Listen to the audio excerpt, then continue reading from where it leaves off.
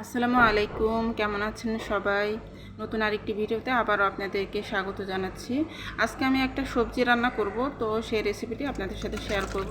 তো এই সবজির রেসিপিটা আপনারা দেখলেই বুঝতে পারবেন যে এই সবজিটা আসলেও দুর্দান্ত লাগে খেতে। তো সবজি খেতে আমি অনেক বেশি পছন্দ করি, তো এই কারণে এই সবজি আজকে রান্না করে নিচ্ছি। তো এখানে আমি 4 ধরনের সবজি নিয়ে নিয়েছি। তো সেই সবজিগুলো আমি ছোট ছোট করে টুকরো করে কেটে নিয়েছি। এখানে আমি পটল, চিচিঙ্গা, তারপরে মিষ্টি কুমড়া আর আলু, তো এই 4 ধরনের সবজি নিয়েছি। নিয়ে তারপরে এখন এই তো আমি সবজিগুলোকে ধুয়ে নিচ্ছি। আর আমার বেসিনের পাশে মানে কিচেনে যে সিঙ্ক ওইটার পাশেই আছে একটা হচ্ছে মানি প্ল্যান্টের গাছ, তো সেটাও একটু আপনাদেরকে দেখিয়ে দিলাম। আর আজকেও বৃষ্টি পড়ছে, তো গুড়ি গুড়ি বৃষ্টি সারাদিন একভাবে। তো এই ভিডিওটাও আসলে বেশ কয়েকদিন আগের ভিডিও, তখন এভাবে একটানা বৃষ্টি হচ্ছিল বেশ কয়েকদিন ধরে। আর এখন অবশ্য কয়েকটা দিন ধরে একটানাই রোদ হচ্ছে, গত 3 দিন ধরে রোদ হচ্ছে। তো যাই হোক, এখন এই তো আমি সবজিগুলো ভালোভাবে ধুয়ে নিয়েছি, নিয়ে তারপরে এখন আমি রান্নায় চলে যাচ্ছি। তো কড়াই বসিয়ে দিয়েছি চুলায়, দিয়ে তারপর সরিষার তেল দিয়ে দিচ্ছি। আর এখন আমি পরিমাণ মতো পেঁয়াজ বাটা দিয়ে দিচ্ছি।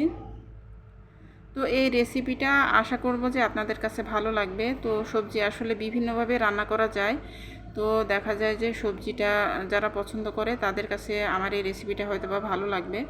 তো পেঁয়াজ বাটাটা দিয়ে আমি একটু নাড়াচাড়া করে নিলাম, নিয়ে তারপরে আদা বাটা দিয়ে দিলাম, 2 চা চামচের মতো আদা বাটা দিয়ে দিলাম। তারপরে এখন আমি রসুন বাটা দিয়ে দিচ্ছি। তো এই সবজির পরিমাণটা কিন্তু বেশ অনেকটা। তো আমরা এখন দুপুরবেলা রান্না করছি, তো দুপুরবেলা খাবো, রাতের বেলা খাবো, তারপরে আবার যেটা থাকবে সেটা আবার পরের দিন সকালবেলা নাস্তায়ও খাবো। তো এই কারণে আমি সবজিটা একটু বেশি করে রান্না করছি। তো মশলাগুলো আমি নাড়াচাড়া করে এর মধ্যে লবণ, হলুদের গুঁড়া, তারপরে মরিচের গুঁড়া দিয়ে দিচ্ছি, দিয়ে সামান্য পরিমাণে পানি দিয়ে দিলাম। দিয়ে তারপরে এখন মশলাগুলো খুব ভালোভাবে আমি কষিয়ে নেব। তো আসলে এ ধরনের নিরামিষ সবজি রান্না করলে আমার বাচ্চারা সবাই পছন্দ করে। আর আমার ছোট মেয়ে, ও আবার পেঁয়াজ কেটে দিলে খায় না, তো এই কারণে পেঁয়াজ বাটা দিয়েছি, বাটা পেঁয়াজ দিয়ে আমি সবজিটা করব। তো এখন মশলাটা কিছুটা কষে এসেছে, তো আমি এ পর্যায়ে জিরার গুঁড়া, ধনিয়ার গুঁড়া দিয়ে দিলাম। তো জিরা ধনিয়ার গুঁড়া দিয়ে দিলাম, দিয়ে তারপরে এই তো এখন মশলাটা খুব সুন্দর মতন কষিয়ে নিয়েছি। নিয়ে তারপরে আমি এখন সবজিগুলো দিয়ে দিচ্ছি। সবজিগুলো দিয়ে তারপরে আমি এখন মশলার সাথে খুব ভালোভাবে নাড়াচাড়া দিয়ে মিশিয়ে নেব। নিয়ে সবজিগুলোকেও বেশ কিছুক্ষণ ধরে আমি মশলার মধ্যে কষিয়ে নেব। সবজি আর মশলাগুলো আমি একসাথে কষিয়ে নেব খুব ভালোভাবে। তো এখন এই তো আমি নাড়াচাড়া দিয়ে সব কিছু একসাথে করে আমি মিশিয়ে নিচ্ছি। তো আসলে দুপুরবেলা আমাদের বাসায় গ্যাস আসে অনেক লেট করে, 3টার দিকে গ্যাস আসে, তখনই রান্নাবান্না করতে হয়। আর সকালের দিকে হালকা গ্যাস থাকে, তো তখন আসলে রান্নাবান্না সেরকমভাবে করা যায় না। তো যাই হোক, আসলে সমস্যার মধ্যে জীবন, আর জীবন থাকলে জীবনের সমস্যাও থাকবে।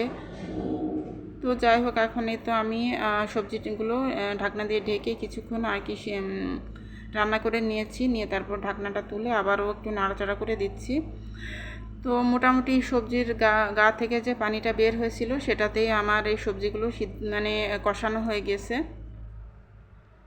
তো খুব সুন্দর মতো নাড়াচাড়া করে দিচ্ছি, দিয়ে তারপরে আমি আরও কিছুক্ষণ নাড়াচাড়া করে আরেকটু ভালো করে ভাজা ভাজা করে তারপরে আমি ঝোলের পানিটা দিয়ে দেব। তো বেশি একটা ঝোলের পানি দেওয়া লাগবে না, মানে আমি একদম লো হিটে রান্না করব, তো এই পানিতেই হয়ে যাবে, সিদ্ধ হয়ে যাবে। আর যেহেতু সবগুলোই নরম সবজি, যেমন মিষ্টি কুমড়া, চিচিঙ্গা, পটল সবই নরম সবজি, তো এই পানিতেই হয়ে যাবে, আর বেশি একটা পানি লাগবে না। তো এ পর্যায়ে আমি আবারও একটু নাড়াচাড়া করে দিচ্ছি, আর একটু পরপর আমি ঢাকনা দিয়ে ঢেকে রান্না করে নিচ্ছি, আর তারপরে ঢাকনা তুলে নাড়াচাড়া করে দিচ্ছি। তো এভাবে একটু পরপর করতে হবে, এভাবে করেই সবজিটা আমি সিদ্ধ করে নেব। তো আসলে যেটা বলছিলাম যে গ্যাসের সমস্যা আমাদের ঢাকা শহরে প্রায় জায়গাতেই এখন গ্যাসের প্রচণ্ড সমস্যা। আমাদের এই এলাকায় আসলে গ্যাসের সমস্যা আগে ছিল না, কিন্তু ইদানিংকালে সমস্যাটা দেখা দিচ্ছে। তো এ পর্যায়ে আমি কাঁচামরিচ ফালি দিয়ে দিলাম কিছুটা। তো কাঁচামরিচ ফালি আমি একদম লাস্টের দিকে দিচ্ছি, যাতে করে কাঁচামরিচের যে একটা সুন্দর ফ্লেভার, তো সেই ফ্লেভারটা যাতে থাকে এই কারণে। তো এখন আবারও কিছুক্ষণ আমি নাড়াচাড়া করে দিচ্ছি। আর এই সবজিটা আমি শেষের দিকে নামানোর পরে কিন্তু বাগার দিব, মানে একটা ফোড়ন দিব। তো ফোড়নটা দেওয়ার কারণেই এই সবজির টেস্টটা কিন্তু অনেক গুণ বেড়ে যাবে। তো এই রেসিপিটা আপনাদের কাছে ভালো লাগলে কিন্তু আপনারা বাসায় ট্রাই করতে পারেন, অনেক বেশি মজা হয়। আর এই তো রান্না করতে করতে আবারও একটু বাইরের দিকে দেখছিলাম যে বাইরের কি পরিস্থিতি। তো বাইরে এখনও অনেক বেশি বৃষ্টি হচ্ছে, তবে খুব জোরে না, গুড়ি গুড়ি বৃষ্টি, সারাদিন এরকম আর কি বৃষ্টির ওয়েদার। তো সবজিটা আমার সিদ্ধ হয়ে গিয়েছে, আমি নামিয়ে নিয়েছি। আর এখন আমি অন্য আরেকটা কড়াই বসিয়ে দিয়েছি চুলায়, দিয়ে তারপরে সরিষার তেল দিয়ে দিয়েছি, দিয়ে তারপরে আমি কালো জিরা আর শুকনা মরিচের ফোড়ন দিয়ে দিলাম। আর এখন কিছু আস্ত রসুনের কোয়া দিয়ে দিলাম, দিয়ে তারপরে একসাথে সব কিছু আমি নাড়াচাড়া করে লালচে করে ভেজে নেব।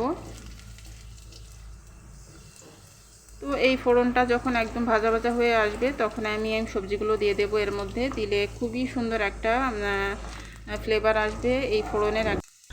তো এখন এই তো আমি ফোড়নের মধ্যে আমি সবজিটা দিয়ে দিয়েছি, দিয়ে এই তো নাড়াচাড়া করে নিচ্ছি। তো নাড়াচাড়া করে খুব সুন্দরভাবে সব কিছু একসাথে মিশিয়ে নেব।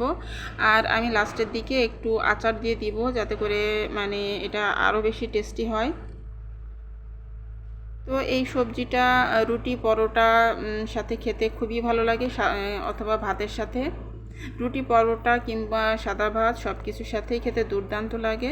আর আমার বাচ্চারাও অনেক বেশি পছন্দ করে খেয়েছিল, কারণ আমার বাচ্চারা আসলে মাছ দিয়ে কিংবা মাছের মাথা দিয়ে সবজি করলে সেটা খায় না, কিন্তু এরকম নিরামিষ সবজিটা আবার ওরা পছন্দ করে। তো এ পর্যায়ে আমি 1 চা চামচের মতো জলপাইয়ের আচার দিয়ে দিচ্ছি। তো জলপাইয়ের আচারটা দিলে খুব সুন্দর একটা ফ্লেভার আসবে, আচারের ফ্লেভার, আর সবজির টেস্টটা অনেক গুণ বেড়ে যাবে। তো এই কারণে আমি লাস্টের দিকে সবজির মধ্যে আচার দিয়ে দিয়েছি। তো এখন আর কোনো কিছু কাজ নেই, জাস্ট লবণটা আমি চেখে দেখব। তো লবণটা চেখে দেখে একটু নাড়াচাড়া করে তারপরে নামিয়ে ফেলবো। আর এখন লাস্টে নামানোর আগ দিয়ে আমি ধনের পাতা কুচি দিয়ে দিচ্ছি। তো তৈরি হয়ে গেল দুর্দান্ত স্বাদের পাঁচমিশালি সবজি, অসাধারণ লাগে আসলে খেতে। তো আমার ভয়েস দেওয়ার মধ্যে বা আমার কথার মধ্যে কোনো ভুল ত্রুটি থাকলে প্লিজ ক্ষমা সুন্দর দৃষ্টিতে দেখবেন সবাই। আর ভিডিওতে অনেক ধরনের নয়েজ আসতে পারে, কারণ যেহেতু আমি দিনের বেলায় ভয়েসটা দিচ্ছি। আর আমাদের এখানে তো রাস্তার কাজ চলছে, তো রাস্তার কাজে চলার কারণেই বিভিন্ন ধরনের শব্দ আসছে, তো আপনারা ক্ষমা সুন্দর দৃষ্টিতে দেখবেন প্লিজ। তো এই তো তৈরি হয়ে গেল আমার দুর্দান্ত লোভনীয় সবজি রেসিপি। তো এখন আমি একটা সার্ভিং ডিশে সার্ভ করে নিয়েছি, নিয়ে তারপরে আপনাদেরকে একটু দেখিয়ে দিচ্ছি। তো কালারটা দেখে বুঝতে পারছেন যে কতটা মজার হয়েছিল এই সবজিটা। এই সবজিটা আসলে সব কিছু দিয়েই খাওয়া যায়, রুটি পরোটা সাদা ভাত পোলাও সব কিছুর সাথে এই সবজিটা অসম্ভব মজা লাগবে খেতে। তো আমার বাচ্চারা সবাই খেয়েছে, তো আমিও খেয়েছি, খুবই মজা ছিল। তারপরে আমরা দুপুরবেলা খেয়েছি, রাতের বেলা ডিনারে খেয়েছি, এবং পরের দিন নাস্তায়ও আমরা এটা খেয়েছিলাম পরোটা দিয়ে। তো বেশি করে যেহেতু করেছি, তো এই কারণেই মানে বেশ কয়েকবার করেই এটা খেতে পেরেছি। তো আমার এই রেসিপিটি আপনাদের কাছে কেমন লাগলো, তো আপনারা চাইলে কমেন্ট করে জানাতে পারেন। আর যদি ভালো লাগে তাহলে আপনারা বাসায় ট্রাই করতে পারেন এভাবে নিরামিষ সবজি রেসিপি। তো এইভাবে নিরামিষ সবজি রান্না করলে দেখবেন সবাই খাবে, বাচ্চা থেকে বড় সবাই চেটেপুটে খাবে। তো নতুন যারা আপু ভাইয়ারা আমার চ্যানেলটি ভিজিট করবেন, তাদের কাছে যদি আমার এই রেসিপিটি ভালো লেগে থাকে, তো আপনারা চাইলে আমার চ্যানেলটি সাবস্ক্রাইব করে আমার চ্যানেলের একজন সদস্য হয়ে থেকে যেতে পারেন, আর আমাকে একটু সাপোর্ট করতে পারেন। তো এখানে এই তো লেবু কাঁচামরিচ এগুলো আমি রেডি করে নিয়েছি। আর দুপুরের খাবারে আরও আমি রান্না করেছি হচ্ছে পাঙ্গাস মাছ। তো পাঙ্গাস মাছ ভুনা করেছি, আর পাঙ্গাস মাছ ভুনাটা তো আমার বাচ্চারা অনেক বেশি পছন্দ করে, তো পাঙ্গাস মাছটা ভুনা করে নিয়েছি।